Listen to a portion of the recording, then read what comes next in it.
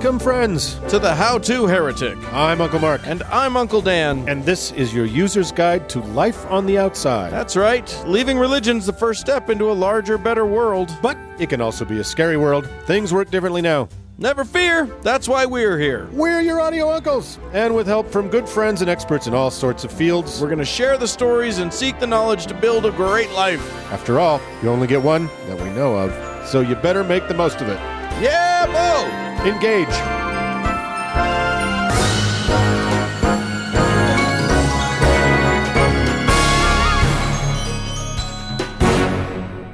Well, Uncle Mark, hey, let's do a show, should we? Let us proceed to do our weekly penance. With no caution, we're throwing caution to the wind. With a lack of an abundance of caution. Wow, that was the fanciest double negative I've ever heard in my entire life. We're going to dive into some deeply strange things today. Some crazy thing. You're going to teach us all about one way to go to heaven. Yes, one of the least worst heaven we've ever examined. Yeah, peace be upon it. And yes. then Uncle Doug will be here. He'll tell us something about our attitude. He's going to give us a beatitude adjustment. Yes, and then you are going to introduce us to something old that is new again. It is, and never was, all at the same time. Yes, it is a thing, it's not a thing. Very, very, it's so mysterious when we talk about it mysterious. that way. So let's jump in. Okay, fine, let's do it.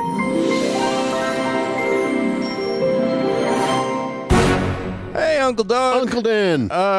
And hi, Uncle Mark, also to you. Hello. We're here doing a show, and this part of the show is where we're going to go to heaven. Are you excited, Uncle Doug? I'm always excited. Because Uncle Mark is going to take us to... Now, so far, we don't have a great track record. Every time we envision a heaven, or every time we discuss a heaven that someone has envisioned, it ends up being an eternal nightmare. It's like it sounds like it'd be nice for a lifetime or something, and then or even less than that, and then much less than that, and then it turns into okay, here's where we might deviate from that a little bit. Ooh, yay. And it is as big a surprise to me as it's going to be to you. Because this particular heaven is called Jannah. Okay. Which is the Muslim heaven. Oh.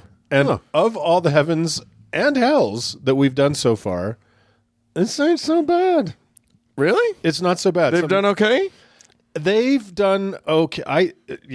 I think this is going to talk a lot to Muhammad's salesmanship. Okay, because boy, he had a real lemon to sell people, but he had an incentive program. So let's get into it. This heaven is called Jannah, Jannah. Can you spell that in Arabic? Yes, Cody, edit in someone saying that word in Arabic here. So I said it perfectly, didn't I? Yes, you did. So Jannah is actually a colloquial for the word paradise. Okay, sure. But it literally means garden. Jannah literally means garden. So this is important because the final abode of the righteous is also the very same place as the Garden of Eden, where Adam and a woman who does not have a name in the Quran. Okay. Which is weird. She got demoted? She got demoted. Probably the most important woman that's ever lived, the first one. All of our great something grandmother. That's right. In other Muslim sources, she's called Hawa, but she doesn't have a name in the Quran, so... I think it's Maud. Maud. Her name is just Maud. Maud, honey. Look at what's this red thing to eat. Did you eat that fruit? I hope you didn't. Oh, honey, you ate the fruit. Maud. Heaven for Muslims is also the literal place on earth where the first man and woman lived. So that's a little weird. It's kind of nice and cyclical, though. It's earthly? They bookend. Right. Sure. It bookends. So sure, why not? Good. And look, Muhammad was largely sculpting out of other people's clay, so fuck whatever. Make what you want. Yeah. So the actual Arabic word for paradise is Firdaus, which is also the name of the highest level of heaven in Islam. So already it's a bit linguistically and geographically confusing right off the bat, but we'll make sense of it. There's a VIP tent in the garden. We get it. Yeah, we've been here before. So also take care not to mispronounce Jannah as Jannam, which, as we will explore in a future segment, is the Islamic word for hell. Oh, really? Yeah, it's very fraught. Like there's a lot of if your Arabic pronunciation is off, you are pooched. It's like Buttle and Tuttle in Brazil. in Brazil. Yeah, good. Wrong podcast for movie reference, but that's okay. I don't remember. So, It's a good movie. Here's what I found most unexpected about Jannah as I read up on it. It's really good. So, like most of Islam, as I was mentioning, is grafted off of older concepts in Judaism and Christianity, Which are grafted off which themselves are grafted largely off of older ideas. But Jannah is unlike the broad Christian concept of heaven, where eternal life is just endless servility in the presence of God, giving praise to him forever. Jannah is pretty much wine, women, and song forever. Yeah. There is a presence of God thing, and it's like, his power and his glory and all that. But Yeah, there's really only one thing I know about Muslim heaven before today, and that is a lot of women. Well, they do say, all we ever hear about is like if someone's going to blow himself up, Yep. he gets 72 virgins, which, by the way, can I just mention that 72 virgins on an eternal scale? First of all, they don't stay. They're only virgins the one time. well, we'll get into that. Oh, And really? It's a little odder than that. Oh, okay. Okay, so Sounds good. But you're right. That is if the standard issue guy or person in America knows anything about Muslim heaven, it's 72 virgins. Yeah. So Did I get the number right? It's 72? 72. Okay. So we'll It's 72. Oddly specific. we'll get into it, but it's also Jannah is also this incredibly lush and green and verdant place, right? And It better be. if you consider the environment Islam was invented in, basically the Arabian Peninsula, where green is very rare, and some mammals even evolved massive water storage systems onto their backs, this kind of makes sense. So, I like think my aunt did that. oh yeah, but Had one of those. It's a condition, You know. But like that old chestnut, the grass is always greener in places that actually have grass. You always want what you can't have. Also consider that the harsh, bleak homogeneity of the oceans of sand and emptiness of Arabia were so homogeneous indeed that the appearance of a single black rock about the size of a canned ham, Oh, yeah. probably a meteorite, into that blankness may well have kicked off one of the world's major religions, but we'll talk about that another time because that is fucking insane. That's the rock that's in the black box In the Kaaba. Do you that think everybody it's- walks around. Yeah, you think that's actually in there? Oh, no. Okay. Somebody stole that years ago. No, minor diversion. It is not only, it is on there. It is in a silver Volvic shaped frame on a exterior corner of the Kaaba. Oh. And you may touch it. Oh, really? The rock? Yeah, Oh. it's part of circling the Kaaba that you touch, and it's just called the Black Stone. Huh. That you touch the Black Stone. And again, we'll do this whole thing another time because it's fascinating. But the Kaaba and the Black Stone are pre-Islamic. Yeah, right. They were Nabatean. So what's inside the Kaaba then? Is it like a janitor's closet? No, There's like a it's- broom and a mop sink? It's a little room that has a rug on the floor, and it has a bunch of brass like pitchers and amphora hanging up in it. I'm not even kidding. You can see pictures of the It's interior. tastefully decorated. It's just a one-bedroom. Don't worry yourself. It's on Airbnb. Every once in a while, there's the Saudi royal family will do some kind of ceremony in the Kaaba. Sure. Okay. Yeah, so we'll talk about it another time because it is really fascinating. So, where were we? So remember too, Uncle Dan, that Muhammad and Uncle Dan is just finishing up a very nice drawing of him as we speak, Yeah, sure. and that's a whole notebook full by now. That's a good one. Thank you. Answers the age-old question of what a prophet wears under his kilt, I guess. Well, So just put that with the others. I would like to take this opportunity to disassociate myself with the How to Heretic. So anyway, Muhammad, who is the author of the Quran, or its scribe, if you happen to believe the archangel Jibril whispered it all to him in a cave, was looking to pick up followers and ultimately take the show on the road. With really nothing to offer new recruits other than a whole lot of sexual hang-ups and struggle, or jihad as it's commonly known, right. he had to develop an incentives program, thus putting a much more leisurely spin on the Judeo-Christian versions of heaven, and that is Jannah. Again, unlike the rather sketchy and dismal concept of eternal harp playing and choir enslavement, Jannah is a feast. Food never spoils, which is good because it's piled in such abundance that it would be impossible to consume it all, even over forever. and if I read the fairly confusing source material correctly, and it is fairly confusing, there's a process by which bodies digest food without creating waste, so there's no more poo. It's one of the few poo-free heavens. And liquids are excreted as a sweat of sweet perfume. Oh, sure. So Trump would love it.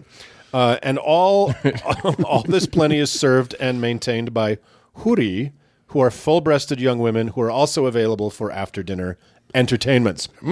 So huri also serve sharab un tahura to their guests. Basically, it's wine. It's wine. So Sure. The hook of Jana is really that all that was forbidden in this life will be more than permissible in the next. It will be compulsory. So wait a minute. So far, what you're describing, and I'm sure you'll get to it. This is heaven for straight men. Oh, this is the straightest heaven. Can you imagine? This is a heaven where there's full-breasted women, and it's just like Axe body spray for days. Yeah, exactly. Well, yes. It sounds pretty bro right now. Here's the other weird thing. Okay. Is homosexuality is not expressly forbidden in the Quran. What? Right. It is. I should be more clear. It is considered a minor crime. It is not considered a sin. I mean, we know you ain't gonna go to no Saudi Arabia and be like, and fag it up. But here's what's also funny is there is, of course, they recognize that there are female martyrs for the faith. Right. And we'll get to it when we talk about the 72 virgins. Guess what they get? A Big Mac. A husband. So, to all of our female suicide bombing curious listeners, I don't know. You know what? Bargain for more. See what you can get. See what you can get. Or transition before you blow yourself up. There you go. Because I'm sure there's nothing in the Quran about that. So, the faithful are reconstituted in Jannah as flesh, just as perfected flesh that doesn't make poo. Okay. And So, do you have an anus? are we still on the subject here? What are we talking about? Well, if you don't have poo, do you, Yes. I don't know. you didn't find that out? You mean Muhammad didn't describe in detail the anatomy of the perfected Kind of flesh? like Leviticus. The Quran is either granularly specific, Right. or so fucking dazzlingly broad you can't even understand what the rule is. So no, I didn't find particular ashura for anuses. Do we get to eat owl? That's the main thing. Probably. But here's the thing about those perfected bodies. They are all 33 years old forever. Why 33? I don't know. You know what? That was a good year for me. I'd be fine being 33 again. Fuck. I'd take it. I'd feel like a kid again. But Yeah. I couldn't find any info on whether those younger than 33, like children, suddenly find themselves forever 33. Right? So, They didn't get to go through the Right. awkward teen you can see years. some kid being like, hey, heaven's awesome and all, but I really would have liked to have been 20 for a little while. But Yeah, no. let's not look a gift horse in the mouth. I've got forever to get over it, so I'll just chomp on some pomegranates for a while. But for our contemporary listeners out there, maybe fans of science fiction, I think the whole concept can best be summed up by the lyrics of Headin' Out to Eden, sung by Adam, the hippie space musician, in Season 3, Episode 20 of the original Star Trek. He and his hippie space hijackers were in a desperate search for an idyllic, mythical planet that is so much like the Muslim heaven of Jannah. And I quote, "Headin' out to Eden, yay, brother. Headin' out to Eden, yay, brother. Yeah. No more trouble in my body or my mind. Gonna live like a king on whatever I find. Eat all the fruit and throw away the rind. Yay, brother." So far, so good. If only we had some space loot music to put over that. And if you, for true Star Trek fans, they will remember that was when Spock played what looked like kind of a big preserved pork leg, and As an instrument? yeah, you remember that? No, I didn't. He had a Vulcan space harp. So a little about the structure and the landscape of Jannah. Okay. This too is a little all over the place, but it's awesome just the same. In most description, it has 7 layers, like an amazing bean dip. But in some versions, it's 8. A little like the stratified Mormon heaven we discussed in episode 8, but with the lowest being the material world of the living and the very highest being an unattainable realm. Most agree it has 8 gates, each guarded by angels or Ridwan, who welcome the righteous. Oh, I remember this one. it's only one guy. Everyone else, he's the one going to St. Ives, and everyone else, 8 gates with 8 layers. I'm trying to do the math on that. I remember this riddle though. Okay, well, if you can answer it by the end. Wow, you guys left me so hanging on that. I have no idea what it. Hung me out to dry entirely on that. I thought you knew where you were going with that. I totally know what you're talking about, but it ends up being just one guy. Yeah. On the road, I met a I have no fucking idea what big that riddle. is. Yeah. What? No. The St. Ives riddle? Classic? No, Okay, never mind. Go on. I'm older. I'm before riddles. He remembers the Sphinx's riddle. I remember answering it. All right, everybody tweet at Mark about the St. Ives riddle. I'm super excited for that. It's going to be fun times for at Dan Beecher. No. It's bounded by 4 rivers: the Sir Daria, the Amu Daria, and these are both real rivers in Central Asia, and also by the Euphrates and the Nile. And if one keeps traveling through Jannah, one will eventually arrive at the Sidrat el Muntaha, which is a lot tree, which is an actual sort of big, bushy, shady tree, Sure. which is where creation ends, kind of like the very edge of the celestial map. Okay. It So- ends at a tree, Ends at a fucking tree. a point. Like, I think Saudi Arabia, you're out of Saudi Arabia when you arrive at a tree. You're like, oh shit. Moreover, everything is made out of gold bricks and pearls and rubies. Here we go. And I mean, it sounds nice, but it's a bit much. Like mansions made out of rubies and Like a pearls. A Trump bathroom. Oh, yeah, exactly. It's like Liberace and Trump went to heaven. But it's now obsolete because no one poops in there. Dial it down a little bit, Mohammed. And in another tip of the hat to Mormonism, there are animals there too, birds and horses and camels, all of the most dazzling whiteness. Oh. And I like this. Sounds delightsome. I like this little bit. Each of the layers of heaven are named, and they're kind of cool. So I'm just going to name the layers. And all my Arabic friends out there will be incredibly impressed by my pronunciation. Indeed. The first is Al-Makam Al-Amin, the house of security. Okay. The second is Al-Makad Al-Siddiq, the assembly of truth. Then there's Jannat Al-Naim, the gardens of delight. Jannat Al-Mawa, the gardens of abode. Oh. Then there's Jannat Al-Khuld, the eternal gardens. Jannat Al-Adn, the gardens of everlasting bliss. Dar Al-Akira, the home in the hereafter. Dar Al-Salam, the home of peace. Dar al-Makama, the home. And lastly, Firdaus, as mentioned above, the highest gardens of paradise. So basically, it's the same naming system they use for high-end retirement communities in Florida. Sure. Yeah, where's Del Boca Vista Phase 2 in there? So, if, like we were saying before, if a random American knows anything about Muslim heaven, it's 72 awkward teenagers waiting there for you on the other side. So that's right, 72 virgins. Every religion has one or two thingamajigs they don't want to talk about so much. As listeners may know, for Mormonism, that's about 30% of their foundational texts, Right. and about 85% of their history. For Catholics, it's wafer-based cannibalism, and that the church is little more than a diplomatically immune, tax-exempt international squad of kid-raping commandos. And for Islam, it's the 72 virgins thing. But it is in both the Quran and the even bigger mess of six-hand oral traditions attributed to Muhammad known as the Hadith. And I don't know if you guys have explored the Hadith much. Not as much as I should. I feel like we're both pros at it.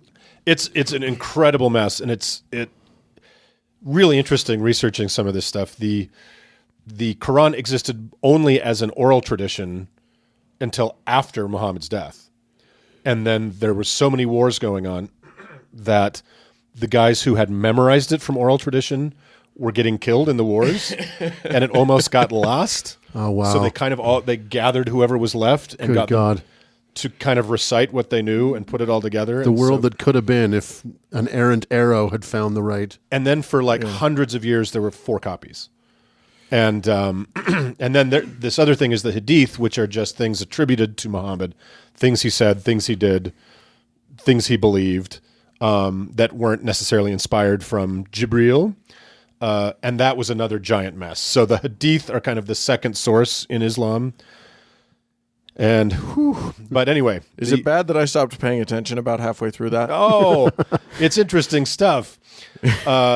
So the 72 martyrs or 72 virgins are mostly mentioned in the Hadith. And as we said, male martyrs get 72 virgins to whom they are married upon entering Jannah. Female martyrs, as mentioned, get one man. Hopefully he's got a big dick. Or something. So I'm a gay guy. What? I know. What a shock. I'm sorry, listeners. I decided episode 40 whatever is the one to come out in.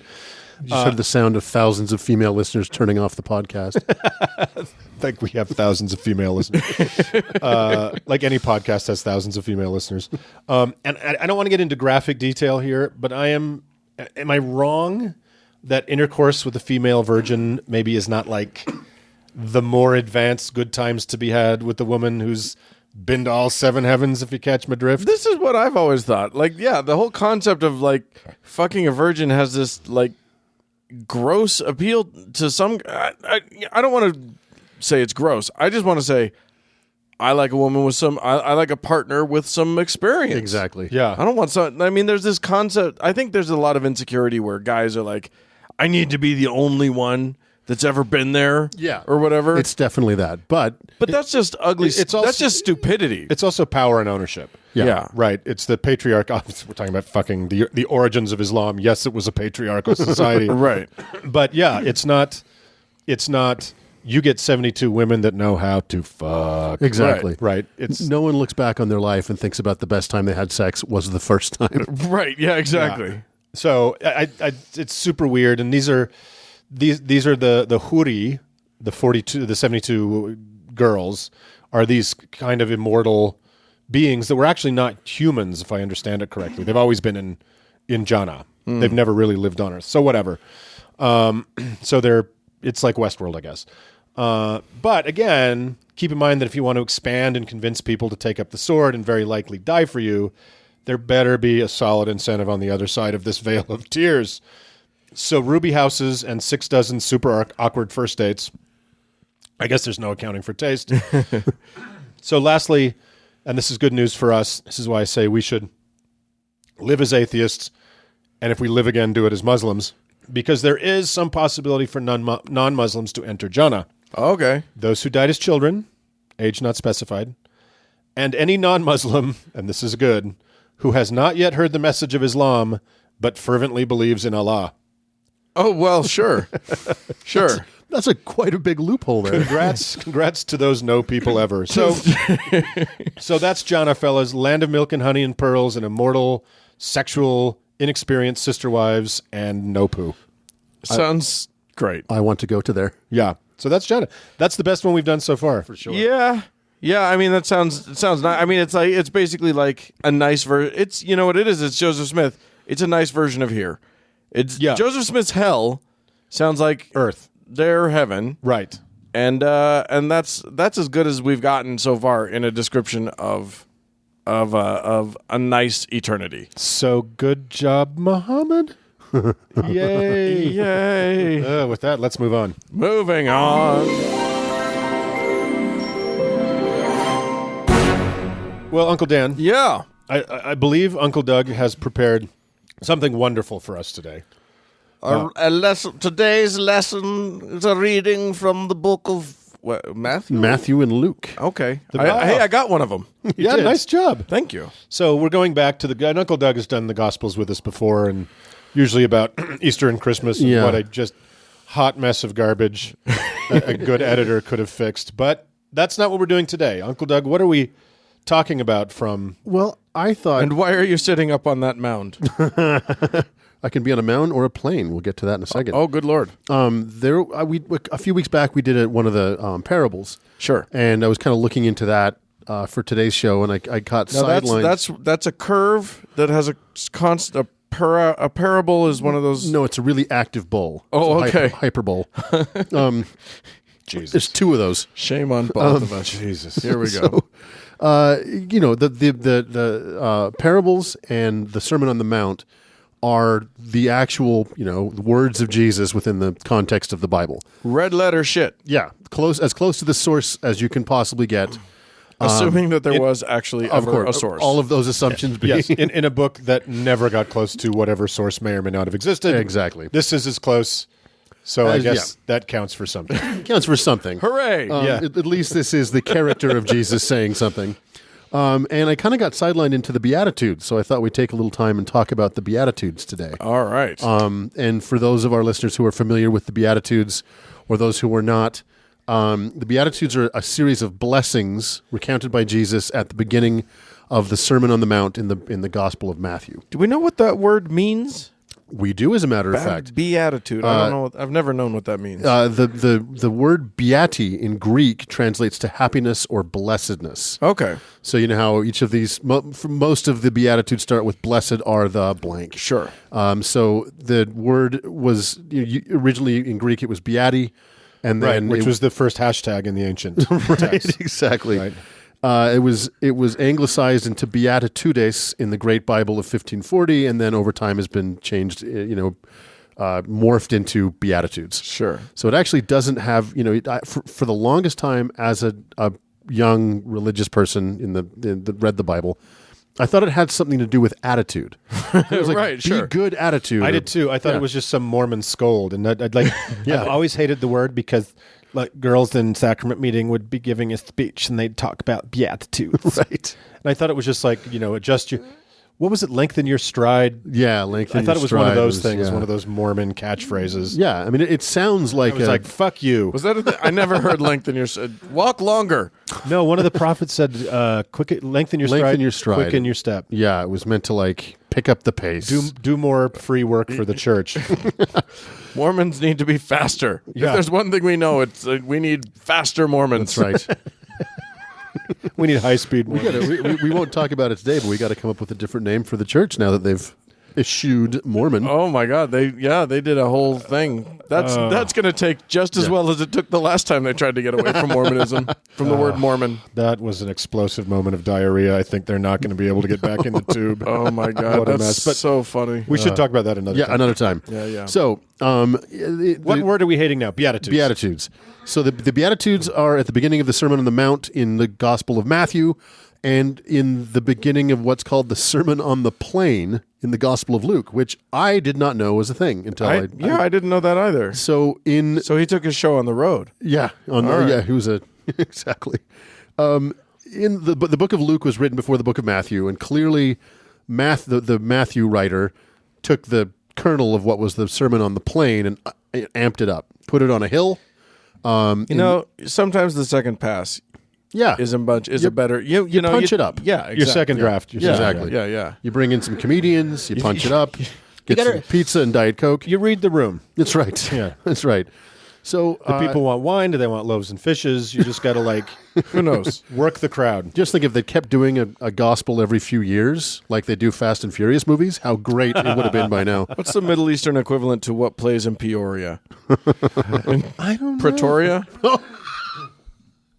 That was pretty South funny. Africa. That's not. Yeah, I know. That was good. It was as close as I could get. American geography, people. You're welcome, world. Okay, so the Sermon on the Plain in the book of Luke is only part of one chapter, but in the book of Matthew they punch it up. It's 3 chapters, 5, 6, and 7, and it's on a hill now. It's on the mount, and so it's each of the Beatitudes consists of 2 phrases. There's a condition and a result. It's a very specific linguistic trick that's never used again in the Bible. So in almost every case, the condition is from an Old Testament context, and then Jesus puts his new spin on it. Okay. So the Sermon on the Mount is the longest unbroken speech by Jesus in all of the Bible. And it is pretty full of... It was his Friday Night Lights. It was his free bird. inspirational- That's right. Can you do when you read it to us? I assume you're going to read some of Yes. it to us. Will you do it as? Do you do like a Seinfeld? Because it feels like that's what it should be. Blessed are the peacemakers. That's my best Seinfeld. Isn't that sad? Jesus. Like the most easily parodied comedian ever. I can't even come What's close. the deal with pacemakers? There you go. You know what? It's probably I'm wrong. It's probably more of a Foxworthy thing. It's a setup and a pun. It's his. It's like the you might be a redneck, but it's You like might be a peacemaker. if you're a peacemaker, you might be blessed. I don't know. All right, We'll so work on it.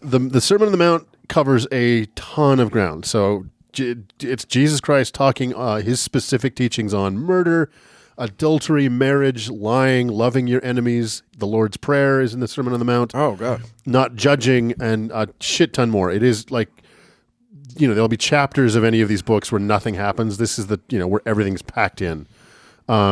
He has a very specific emphasis and view on the wealthy and wealth. Any guesses?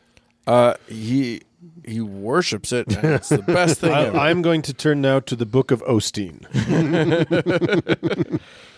Yeah, it's funny. Like, basically, half of what Jesus said is that fuck rich people. And it's so clear. Yeah. It's not, there's no mention of capital gains taxes. There's no mention of corporate marginal tax rates. It's very specific. Right, That you need to cast off your wealth. Much like anybody that works at a free clinic or a social worker that serves the homeless and the indigent, who probably constantly are saying "fuck the rich." Yeah, right. Exactly. He was a social worker. Absolutely. He was an itinerant, carpenter. Well, we assume that. And whose attitude on the rich was probably like anybody else at that time and place. Right.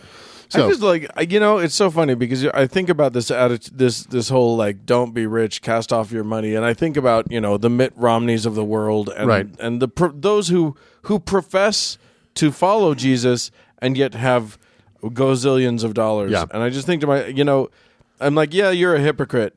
And then I think about my father-in-law, and I'm like, nobody tell him about these verses because the last thing I need is for that guy to give away all of his riches before he passes away.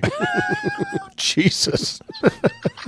Okay, Dad. So now I'm realizing that that hypocrisy is a little understandable. Like I get it on some level. Whoa. Well, and also that the Osteens and the Mitt Romneys of the world, who are very, very, very faithful to Jesus, Right. yet believe in this, which I believe is in Matthew, isn't it, where the prosperity gospel kind of springs out of the parable of the talents. We can talk about another time. yeah, we'll talk about it another time. But how, yes, they're rich, which is something Jesus said, don't fucking do that. And they point the finger at poor people and say, well, you're poor because of some spiritual failing. Right. Right. Yeah. Yeah, Isn't that delightful? you fucked up. That's why you're poor. Yeah. Yeah. I'm like, no, It's just that's not what your fucking book Stop says. being Christian. God Right. damn it. Right, yeah. You don't have to be Christian. You're making me really angry. Osteen would still have to be Christian. Otherwise, I guess he could walk and he'd be fine. Like all he has to do is just leave it, and he'll still have millions. And Or millions he could of go dollars. back to what the original purpose of the church he locked flood refugees out of was, and just have a basketball team. Sure. Or sure. a band. He has a band, doesn't he? He's one of those. Or he could work. churches, He isn't could work with teeth. That seems to be something he's very comfortable with. Please Google a picture of Joel Osteen smiling. Fuck that guy.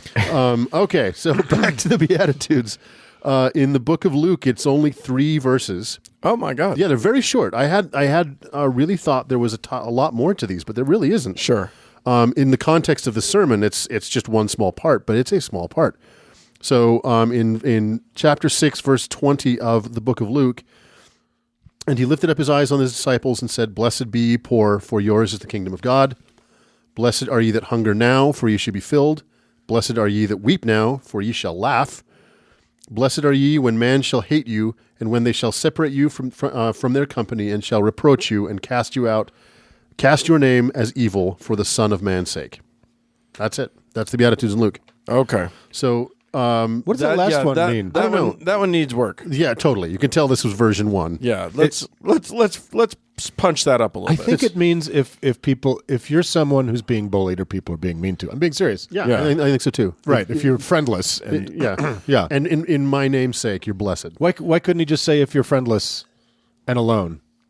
Well, I'm sure that in the other versions of the Bible, which I did look at a couple, but didn't want to go down that path, The more modern versions, that's kind of what it. Do you think it's at. I can't believe this would be true, but do you think monks who illuminated Bibles got paid by the word? Like Job security. yes, they just kept fucking adding, just kept bulking it up. All right, so let's hit the Beatitudes in Matthew, Yes, please. and these are the ones you'll recognize. Chapter 5, verse 3.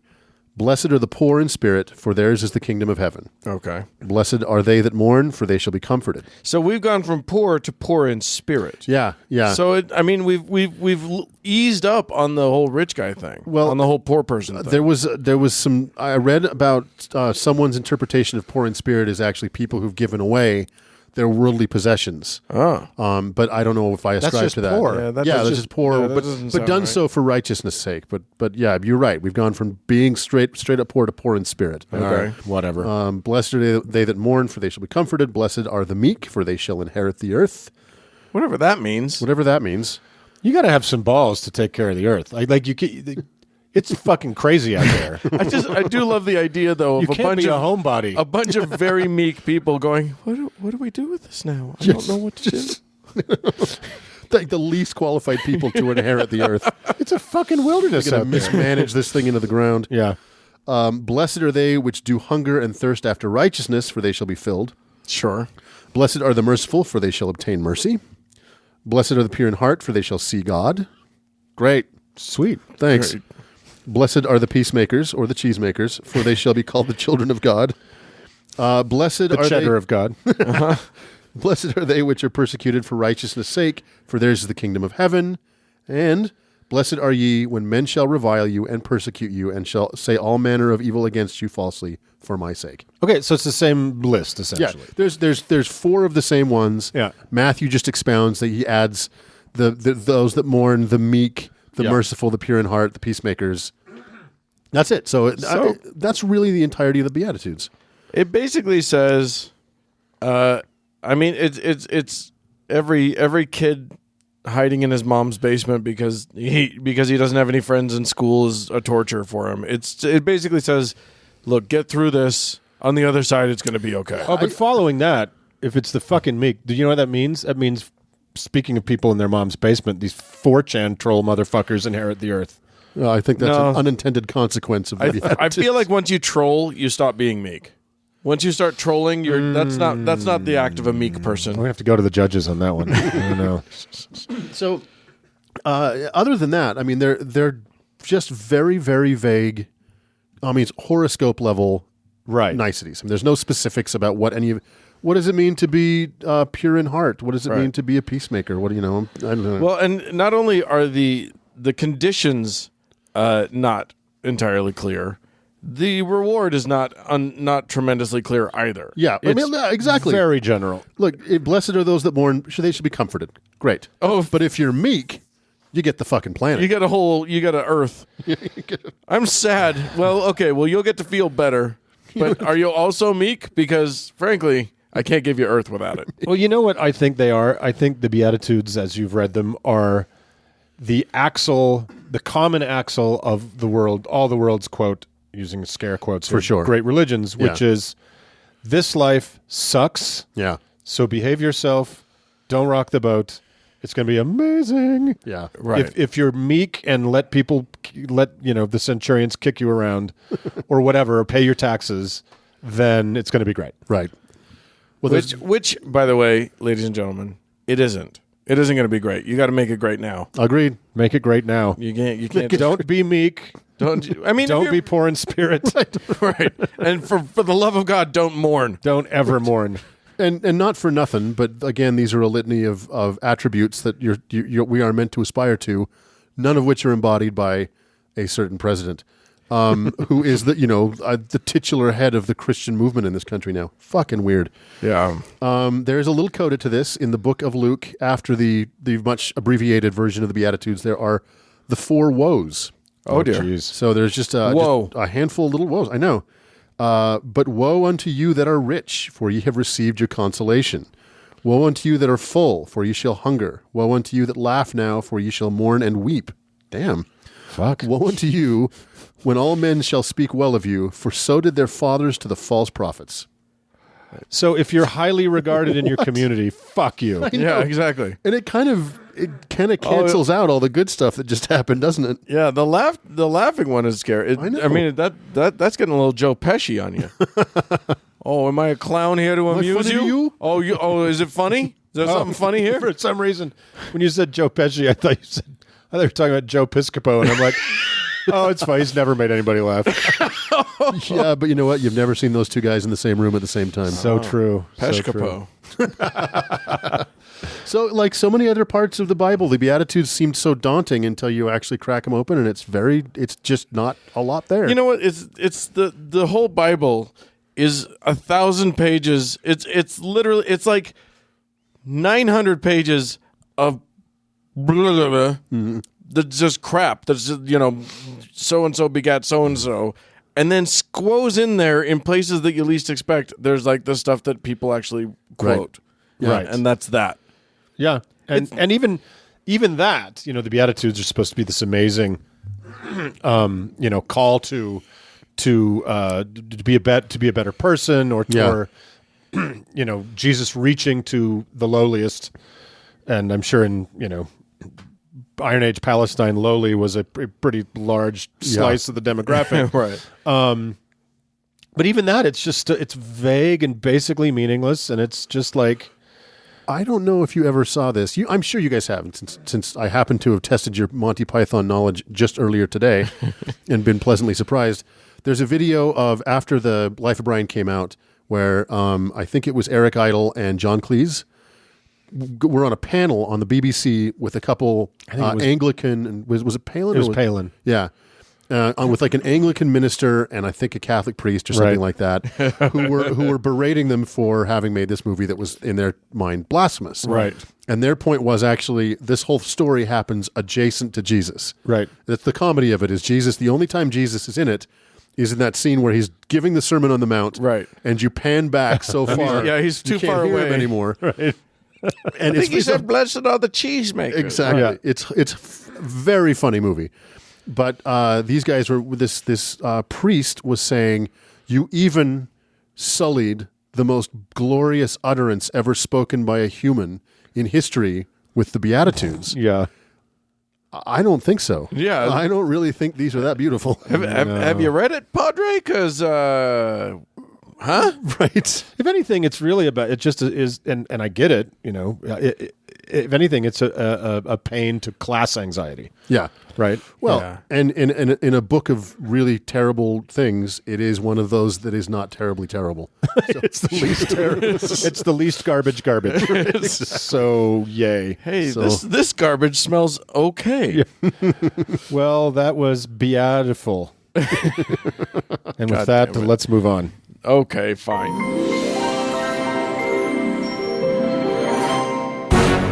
Well, Uncle Dan, Uh-huh.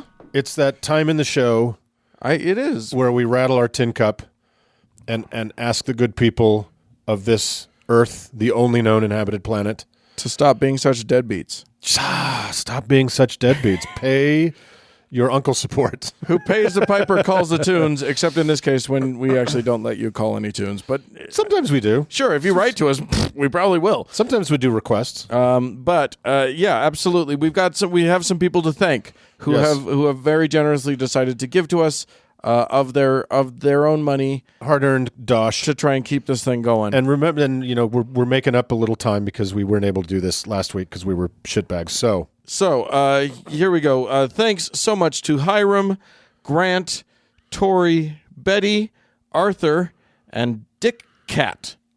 yes, Thank all of these people. These are the best people in the world. yes, Because what they do is they don't just listen to the show, which is the first thing you need to be one of the best people in the world. yes. But they also decided to just look. All you do, you go to howtoheretic.com and you click on the patron button tab, Yeah. whatever we got, and it takes you to the Patreon page, and then you just decide however much you can afford. in the or little want in to. the little amount box, you just type a number, and then you put your hand on the 0 key and just hold it down. until your battery dies, and then we're good. and then we're good. Yeah, and shout out to Hiram and Tori, who are direct friends of the show. We're happy to have your support. Woohoo! And love you guys. If you cannot be as cool as Hiram and Tori and the rest of that honored crew today, but you still want to show your uncles some love, you can do that by assigning us 5 stars over to the iTunes or anywhere else they'll let you do that. Stitcher's a good place. A lot of people don't know, if you're listening on Stitcher, you can give us a review on Stitcher. Yeah. And that's good too. We just appreciate whatever you're willing to do for us. Yeah.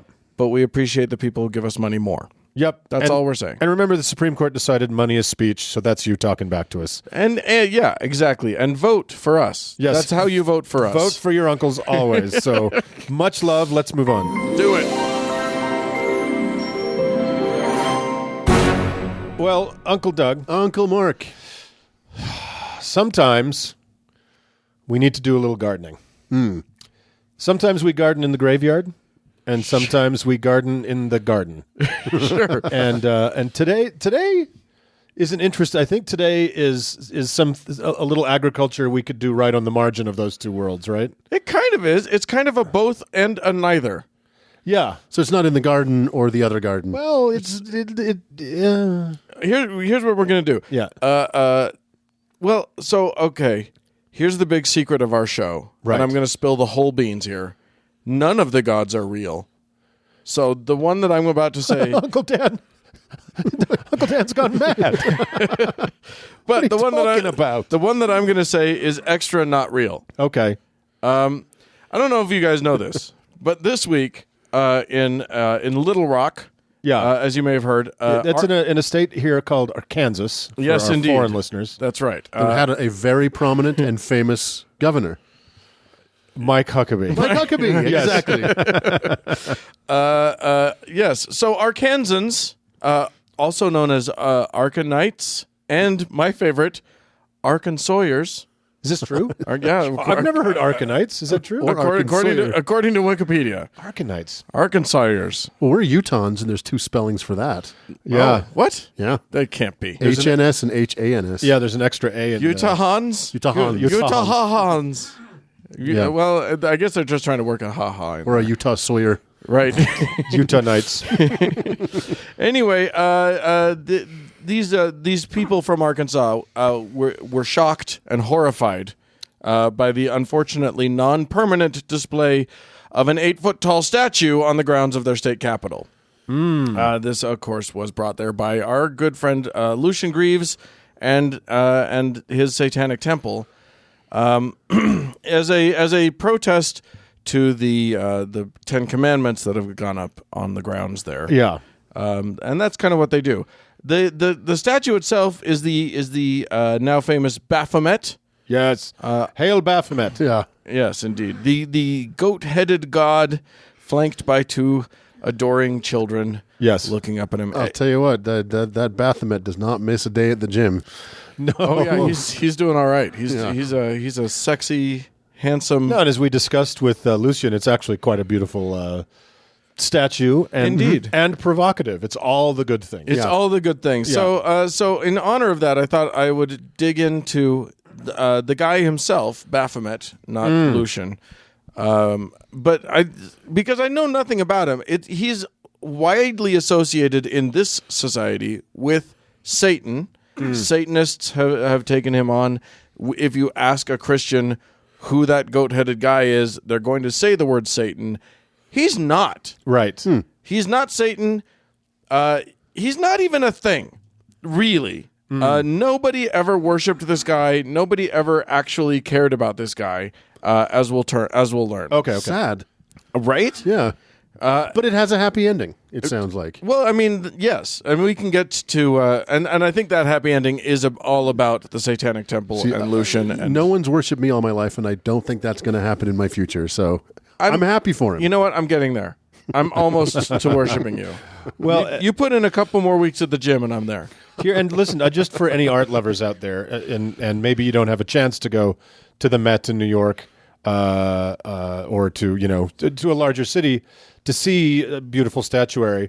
But if you want to see this beautiful Baphomet statue, all you have to do is elect a bunch of fucking Christianist morons to your legislature, Right. who will then put a Ten Commandments statue on your Capitol grounds, and Baphomet will just show up. He'll just come. The great thing about that plan is in almost every town in America, you're about halfway there already. Yeah, that's right. Or the other way is you can look in the mirror and you say his name 3 times. You got to light a candle, I think. You say Huckabee 3 times. Or Baphomet?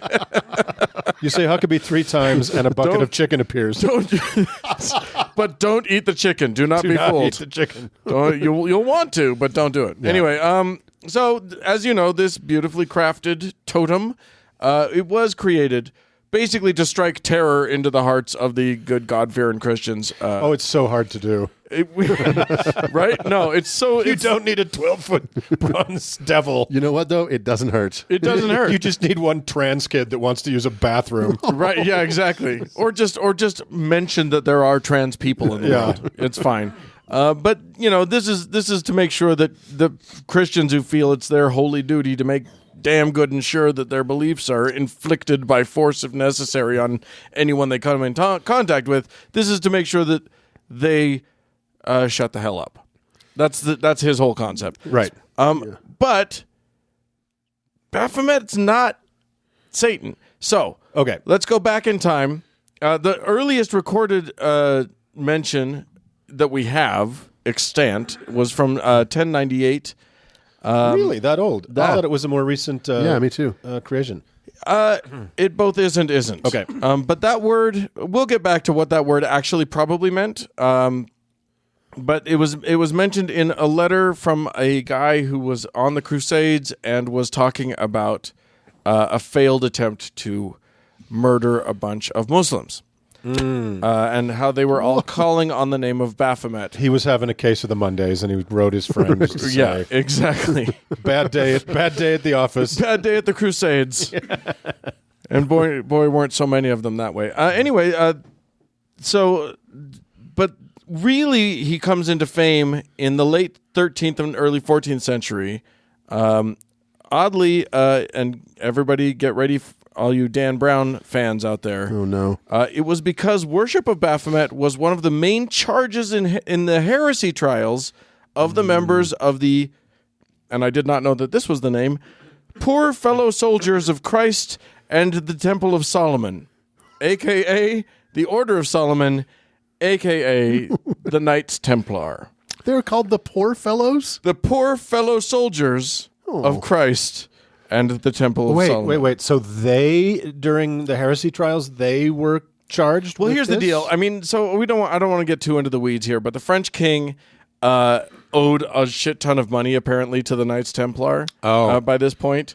And in order to get out of it, He just burned them all. he just accused them of heresy, including, strangely, I think peeing and spitting on the cross.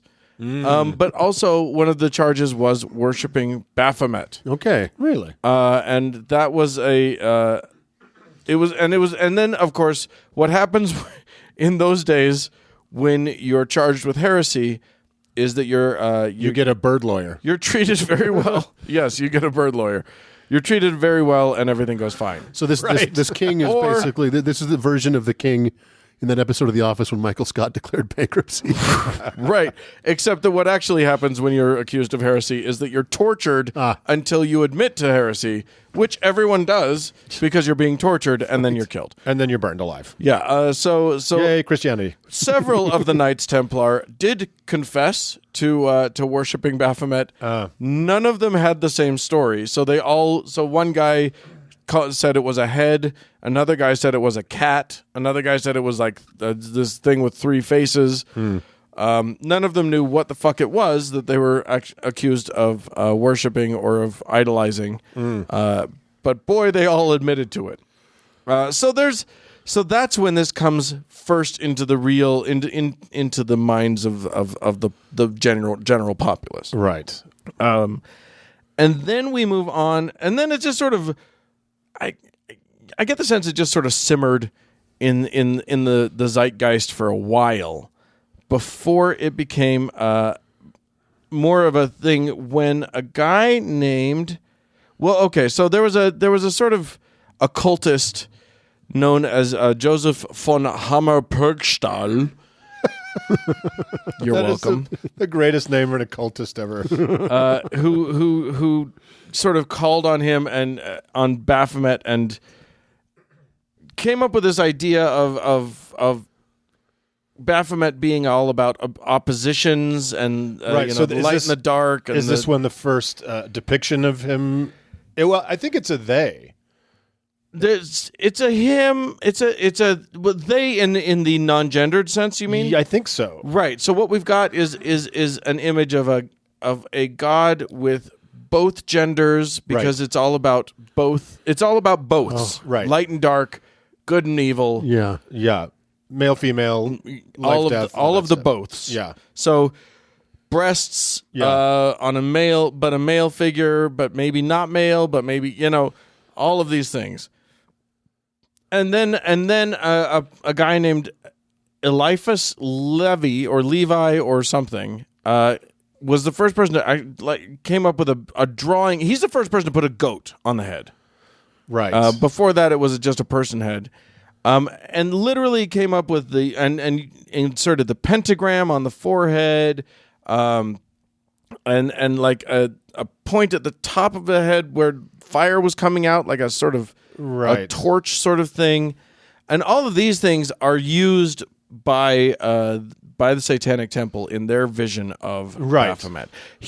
Satanic Temple eliminated the boobs because they didn't want to get into a whole gendered thing, and the last thing what they wanted to do is create a monument that could conceivably actually be placed on a capital grounds or something. It wasn't like breaking any obscenity laws. Or something exactly. Like that. They didn't want to give any grounds to say no other than just I'm scared. Because there are still very strict no bronze boob laws in 47 states. That's right, in most states. Yeah. You'd be surprised which ones don't have the laws. Yeah. Mississippi, weirdly. Strange. And Rhode Island. They require bronze and boobs. Hawaii. The only thing those three states have in common. You can see a bronze boob. Just metal titties everywhere you look. So basically, literally, this was a made-up character that people kept imposing their ideas on. Right. And other than his use for destroying the Templars, right. it sounds like everybody else, von Helsingspugel and Eflam, Levi or whatever. it sounds like those uses were kind of as a symbolic being, right? Basically, yeah. In the same way Lucian uses and the Satanic Temple use Baphomet as a symbolic being. Right. And it ends up being this sort of like underground occultist image that people glom onto when they want to get a little creepsy. Right. You know what I mean? But they don't but this was never an actual god that was worshipped, really. In more modern times, Aleister Crowley, who's known as sort of he's kind of the granddaddy of modern Satanism. Yeah. He did take the image. You know that image? I don't know if you've seen it. It's an inverted pentagram, so a 5-pointed star pointing down. Yeah. And then there's a goat head that's sort of in it. And it fits really nicely. You know, the it's a mouth triangle. comes It's down, a triangular shape. and then the ears make two things, and the horns make two things, and it's like And Aleister Crowley took that and sort of used that as a symbol in his Church of Satan. Yeah, and we'll have to another time. We should do a whole thing on Aleister Crowley because Yeah, totally. He's a fascinating. fascinating character. Indeed. But yeah, so that was the Baphomet of Levi or of Levi. I don't know how he pronounces it. Levi. And that's sort of the image that has persisted ever since. And that was in the 1800s that Levi did that. And that's kind of the image that's persisted. And that's what the Satanic Temple was drawing on. But literally, this was a god that was invented to make these Templars look bad. Now, what did they have to do with the Templars? Well, here's the thing. Baphomet was probably a mispronunciation or a different pronunciation of Mahomet. Muhammad.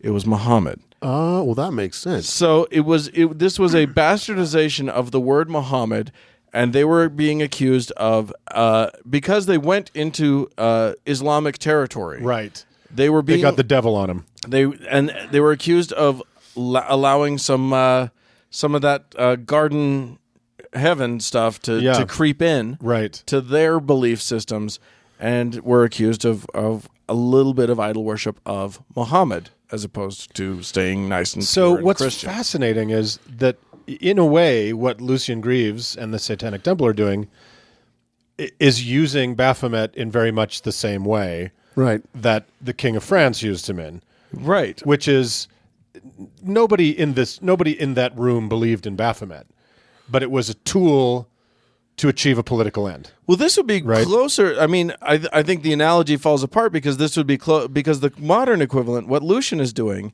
is it's as though the Templar Knights themselves are using Baphomet against the king. Like that's what we're talking about. Exactly right, but it's still an invented boogeyman, Right.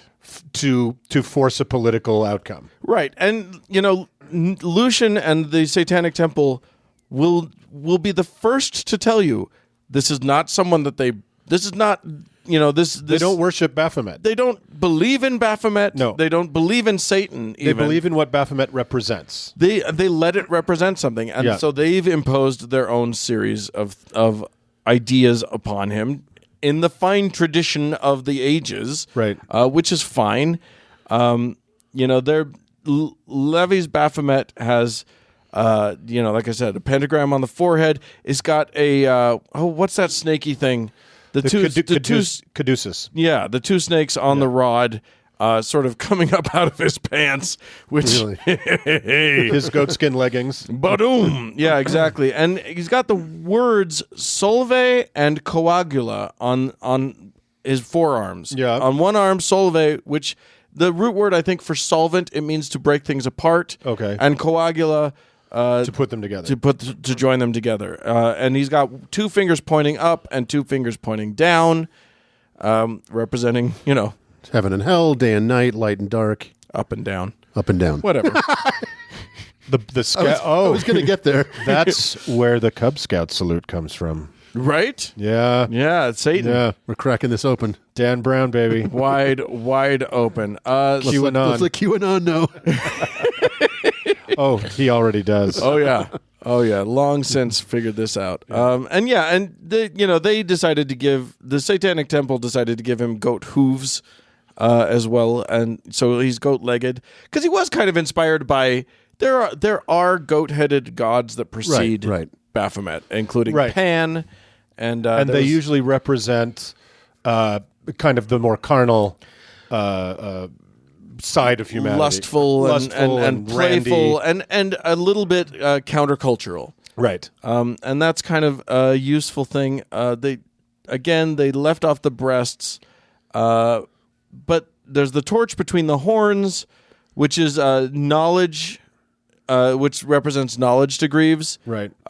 It glorifies the pursuit of knowledge, which is what Satanic Temple talks about believing in, and they Right. believe in like knowledge as it comes from science, not as it comes from people who just tell you something. Right. So From popes. right, and that's kind of their thing. So basically, this terrifying figure that all of Arkansas is just horrified by Yeah. doesn't even represent Satan, which I think is amazing. It Right. is this goat guy, with some symbols on him that they're afraid of, and he's so harmless. It's impossible to think that he doesn't even have boobs. Yeah, but you think about it. It's just ticking off the list. He's this possibly Islamic-inspired immigrant, goat-headed god, possibly transgender. I mean, Right. If you make him a vegan, you get Christian fear bingo. Right.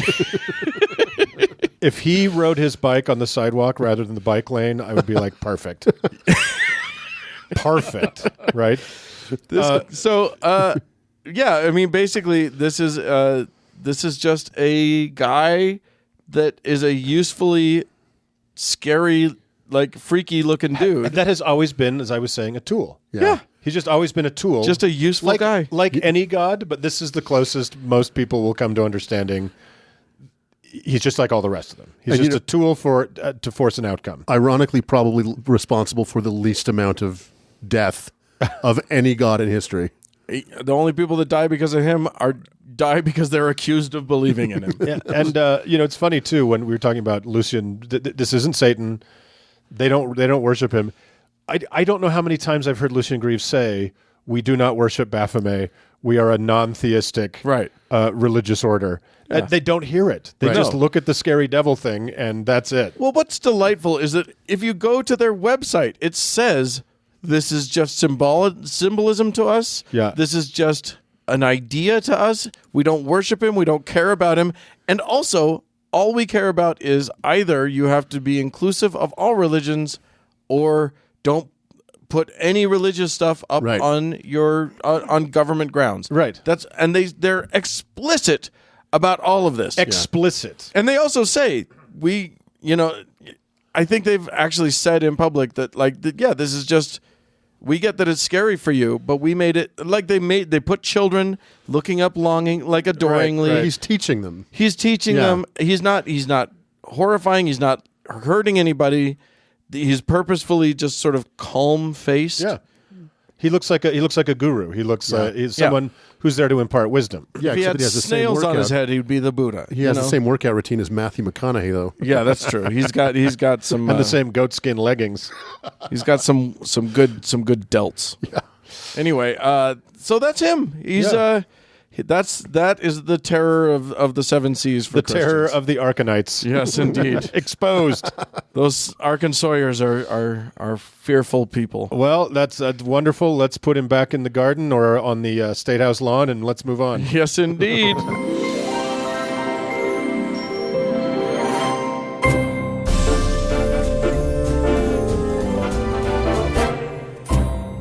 Well, friends, that's it for this week's show. Hey, we'd love to hear from you. What satanic Baphomet do you have in your household? Send us an email. howto@howtoheretic.com. Or if you'd like to inherit the earth but you're feeling a little meek about it, you can leave us a very private whispered voicemail at 903-88-HOW-TO, which is 903-884-6986. We're also on Twitter and Facebook at HowToHeretic. Yeah, hey, thanks again to our patrons. You're our favorites. And our other favorite is Cody Layton, who edits the show for us. And thank you, dear friends, for tuning in. We sure appreciate you. Bye-bye, friends.